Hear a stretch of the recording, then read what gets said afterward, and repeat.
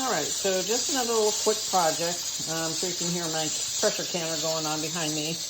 I'm doing that sausage, or canning my sausage.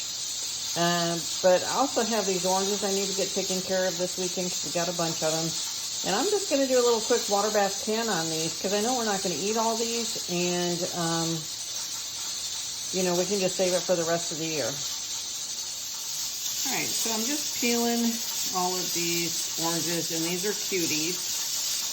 So I'm peeling them and then breaking apart the segments to put in the jars. And I'll probably do half pints on these just because it's just me and Jeff, and that's about all we're going to need in one serving. Now I am going to have like some leftover peels, or I'll have peels. Now if I was really feeling froggy, I would maybe dehydrate these and use those. You can have grated orange peel, or not grated, but dried orange peel to put in dishes. The other thing you could do, dry it and use it for like a potpourri. You can also soak it in vinegar and make a vinegar orange cleaner. But I don't have time for all that.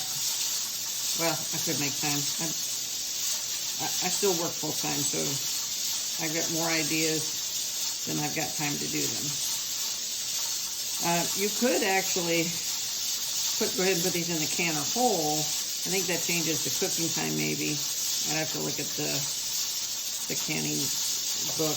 Because I'll be checking that. And this is just a water bath can. I believe all you got to do is can this for 10 minutes, water bath canning, because oranges are very acidic. So the acidic foods are the ones that you can water bath can.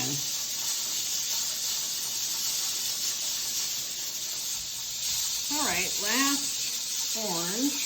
I'm really kind of surprised at how full this bowl is from all of this.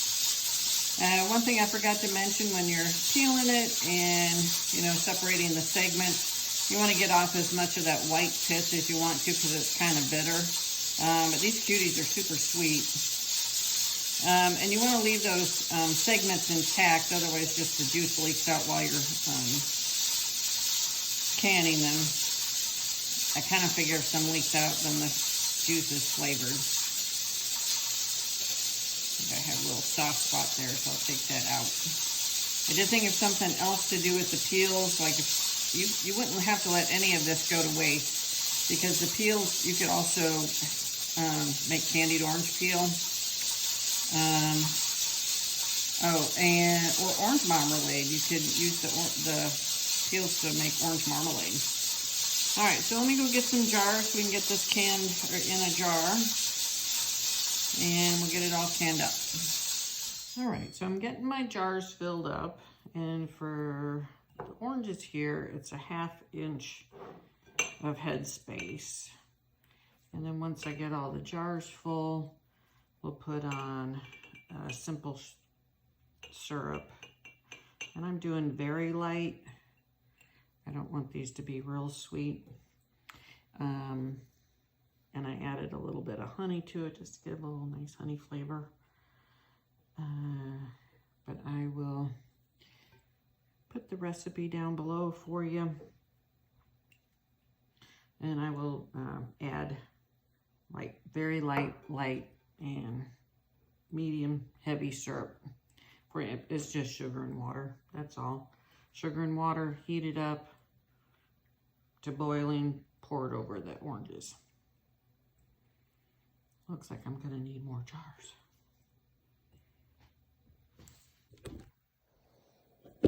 All right, so we're just gonna fill these jars up with my hot water. Well, my light syrup. Again, 1/2 inch head space. A little too much. That might go down when we debubble. These are all 1/2 pints. I thought it would be a good size for these oranges. Let's hope we have enough juice for them all. Nope, let's make some more.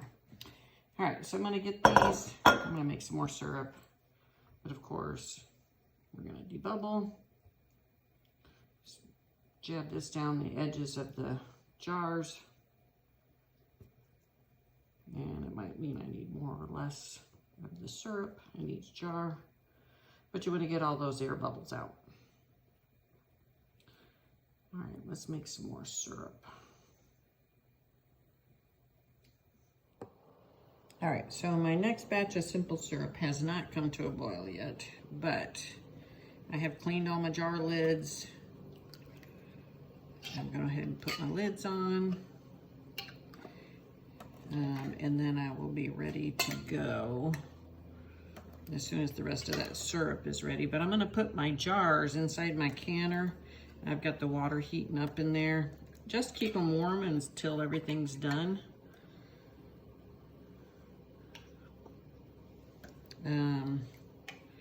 Just as a disclaimer, I am by no means a professional canner. I'm very amateur, I'm learning. So please do your homework, read the instructions for your canner, get yourself that USDA book that has all the guidelines for canning in it. Don't just take my word for it.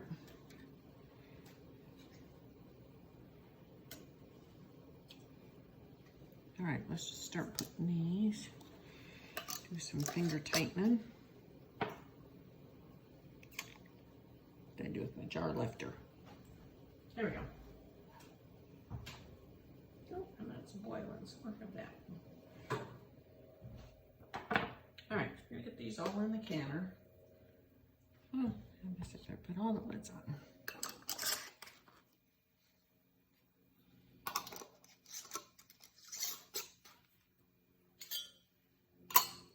Finger tight. Don't need to screw that down real good. You need room for the steam to escape.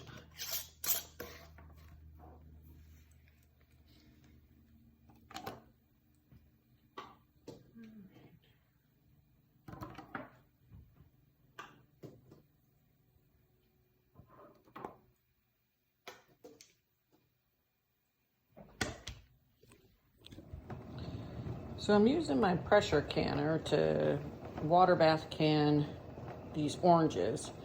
And so what I had to do to use it as a water bath canner is remove the overpressure plug and the weight jiggler from the top of the canner. And of course still make sure that the vent pipe is free and clear.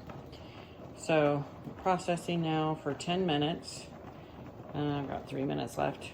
And then I'll turn the heat off. We're gonna go out and feed the animals, and then I'll come back and take the jars out.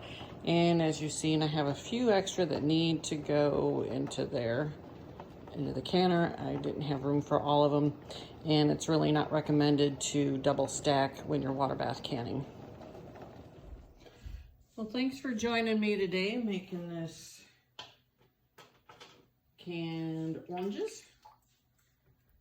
So they're coming out of the canner. I have some that I still have yet to can, but we had to go out and do chores, so we just got back from doing that. Just a little FYI, when you're pulling these out of the canner, pull them straight up so you don't mess up the seal. There's going to be a little bit of water on top. That's okay. It'll evaporate. No worries. It evaporates before I even get the next jar out. Anyway, thanks for joining me today with these oranges, and I'll see you next time. Thank you.